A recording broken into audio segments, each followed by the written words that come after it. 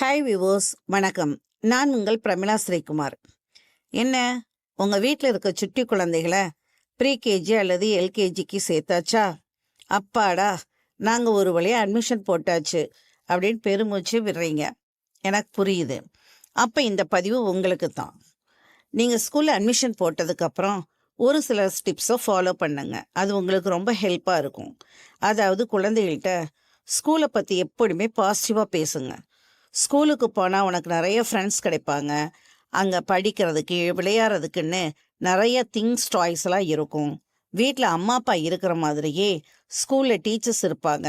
அவங்க உன்னை நல்லா பார்த்துக்குவாங்க.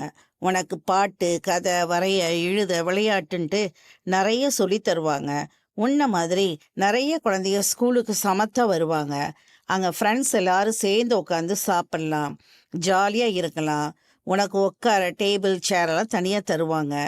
ரெஸ்ட் ரூம் இல்லாட்டி வாஷ்ரூமுக்கு போகணும்னா, வாஷ் பண்ணணும்னா ஆன்டிஸ் இருப்பாங்க. அவங்க உனக்கு நல்லா ஹெல்ப் பண்ணுவாங்க அப்படின்ட்டு நிறைய பாசிட்டிவாக டெய்லி உங்கள் குழந்தைங்கள்கிட்ட பேசுங்க. அப்போ தான் உங்கள் குழந்தைங்க ஸ்கூலுக்கு ஹாப்பியாக அடம்பிடிக்காமல் சந்தோஷமாக போவாங்க.